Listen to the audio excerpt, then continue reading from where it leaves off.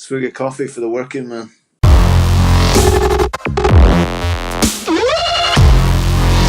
Hi there and welcome to Entertainment Stop, and in this video we're going to discuss the pilot episode of Parks and Recreation. So quite an old series now, but certainly one that people, after I watched the pilot, should definitely get involved and have a watch of. So as per usual, just give the old synopsis off the phone. So in an attempt to beautify her town, Leslie Knope, I don't know if that's how you pronounce it, takes on the seemingly simple job of helping turn an abandoned construction pit into a park. And it stars Amy Peeler, Rashida Jones, Rashida Jones, Paul Schneider, Aziz Ansari, Nick Offerman, Aubrey Plaza, and Chris Pratt, who is down as a guest star during the actual pilot episode of the show. So, just looking at this actual show itself, Parks and Recreation, the style is very much like the Office style of television, where you've got a camera crew following this woman, Amy Poehler, around, or Leslie as she's known in the show, and they're following her around and interviewing certain people. But she's like the main character. She's like the David Brent of this show, and it's that sort of mockumentary style tone to it, and it's about local government. Yeah, but she sees it as like working at the White House. It's big to her. It's big to her. So you'd think that, so you'd think she was like sorting out the world the way she's going on, but she basically just works in the Parks and Recreation department, and that's what's really a really clever thing about this show. Just like The Office, where they're working in like a little paper selling company. This is just like a really small department in the grand scheme of things of local government. It's not even like the main department. It's not even like the mayor's office, is it? No, but in her head, it's the only place that exists. This is it. This is where she's she's right at the grassroots. Yes. She sees it, and she thinks she's working for all the other females in politics. She sees herself up there with Hillary Clinton. She sees as a trailblazer, but it's actually really tedious work, isn't it? The stuff that she's doing. However, it may be tedious, but they actually make it funny in this show.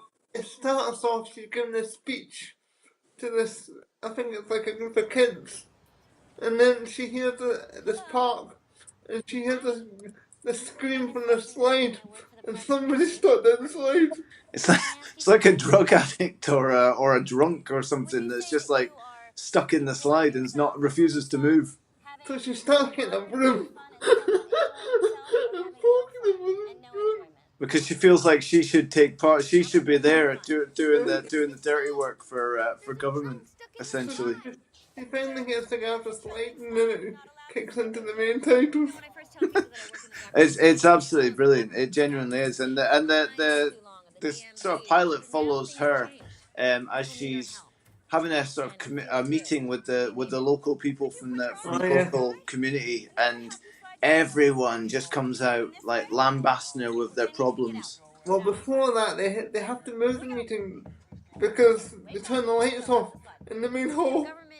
So she walks into this massive auditorium, and as she sits down and starts the meeting, she's like, "Oh, what a great turnout!" And there's like 5 people there, and then the lights just get turned off systematically from the back of the auditorium all the way towards her, and her and is it Aziz Ansari are the last 2 people that get just turned off, and he's like, "Has anybody got any permit questions?" He's like the smarmy one.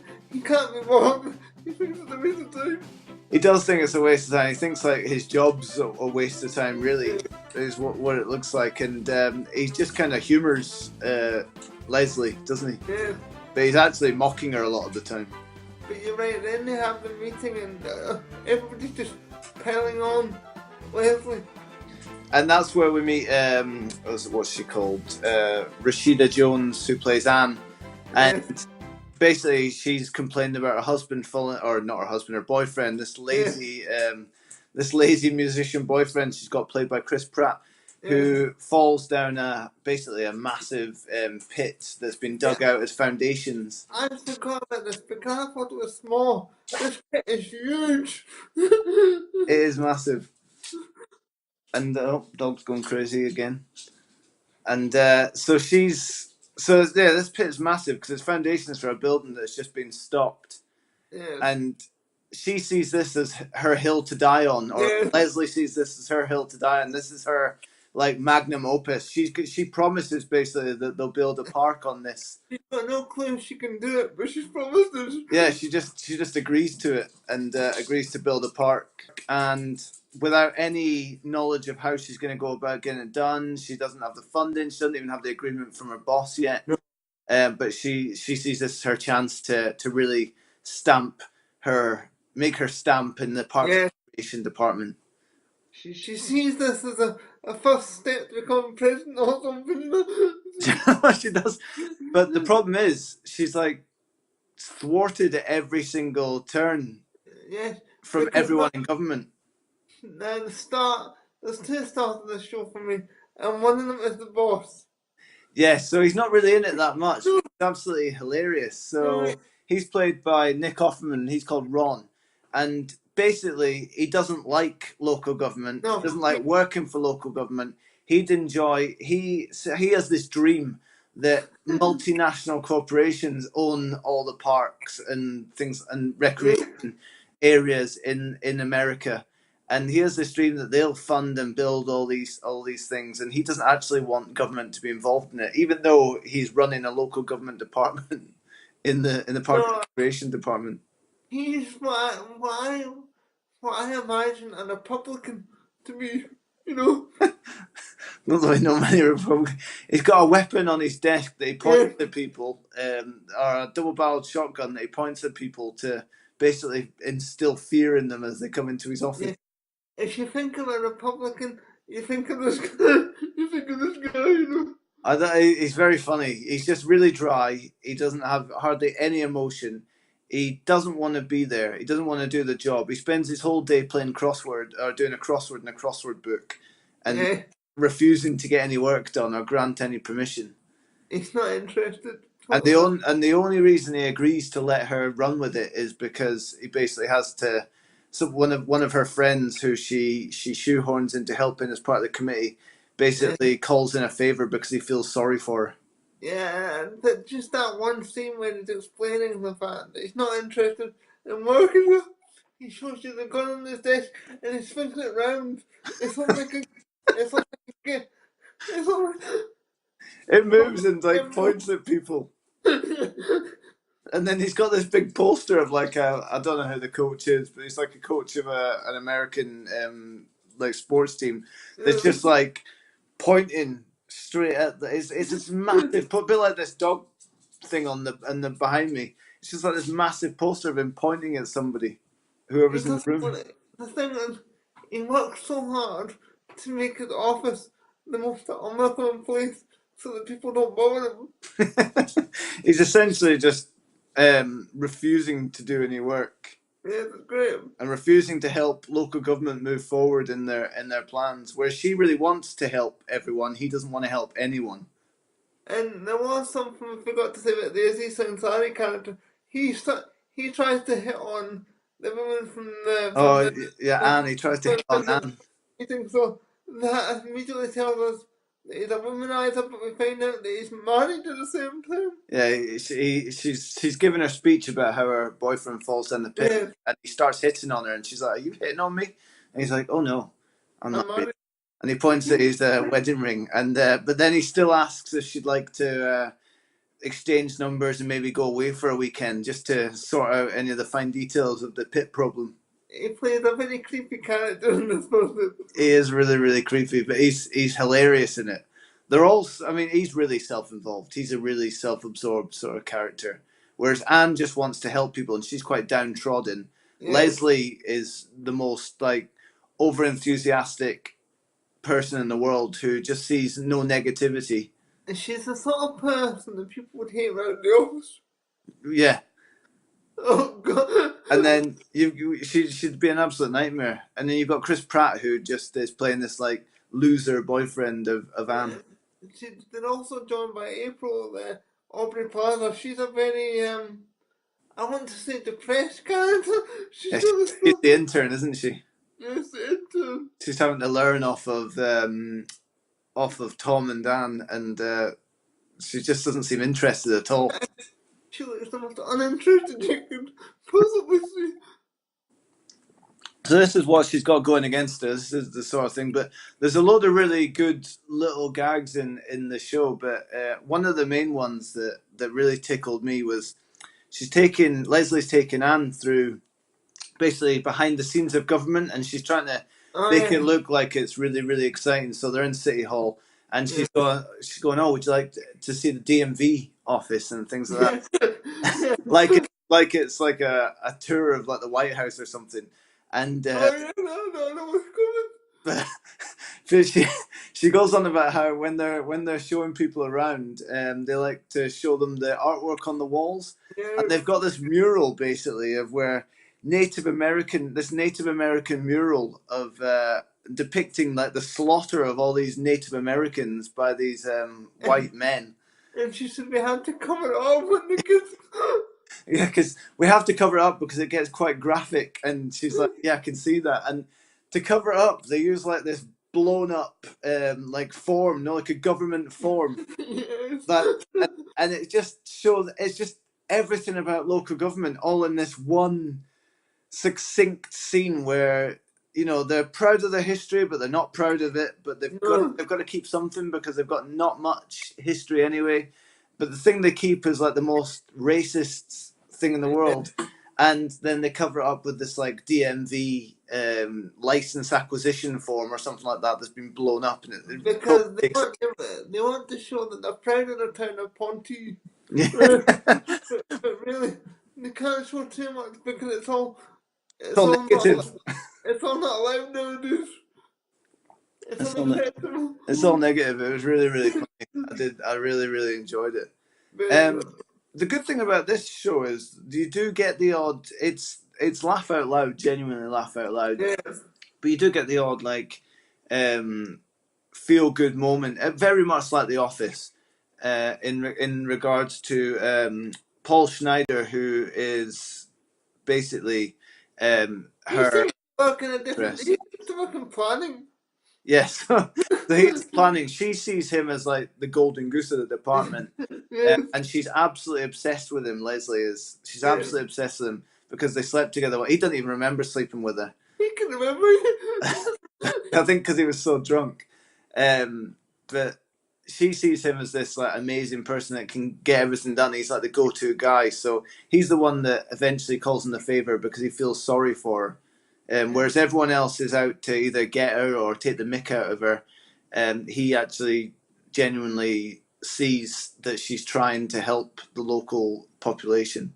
Yeah, so after she got permission, she goes to tell Anne that she's got permission, so they pop over to see, they pop over to Anne's house, but they seem to know where she lives, even though... Yeah, and this is another great gag, where she's there with a hard hat.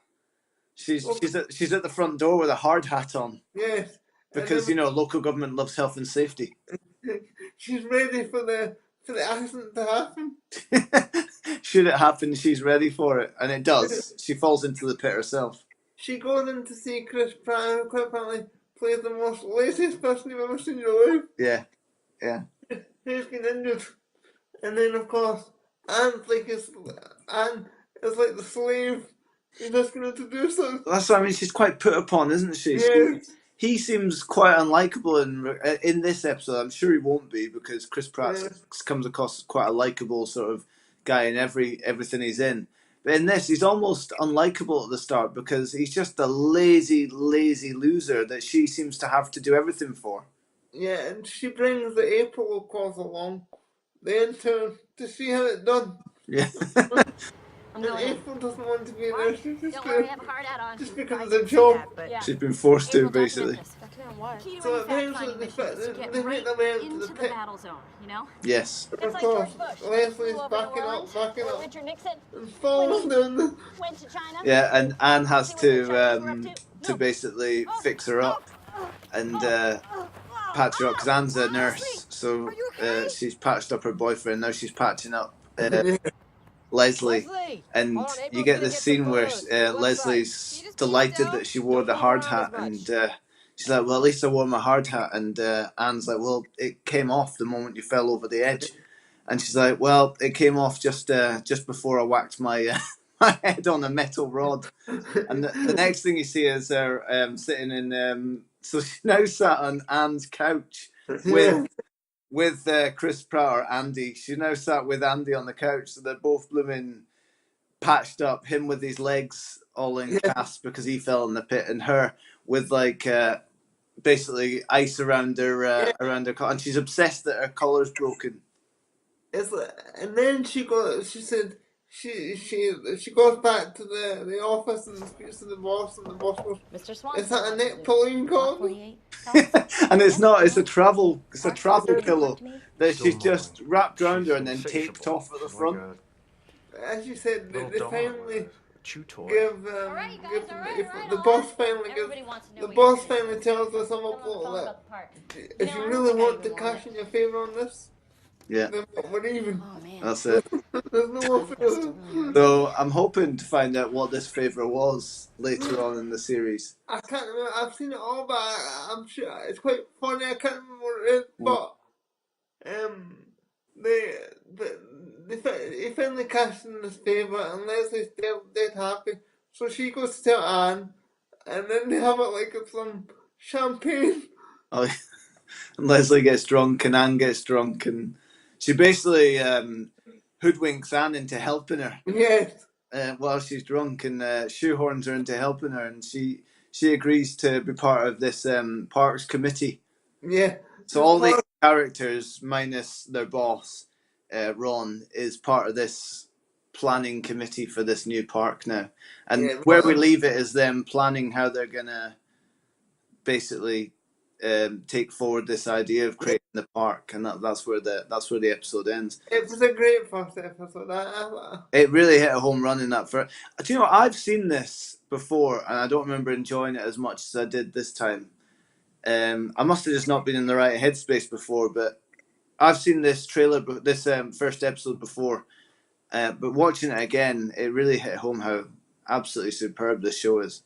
It's been about 2 or 3 years since I've watched the series, and I just don't remember that episode being that funny, but it really was. And the thing about this show is it's rare to find a good mockumentary.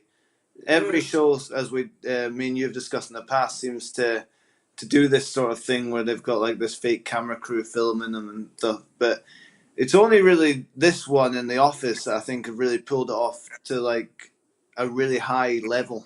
But do you know, I think it's because all of the people in this are funny. They got funny bones, if you will. You know, they're all. It's like an all-star cast, isn't it?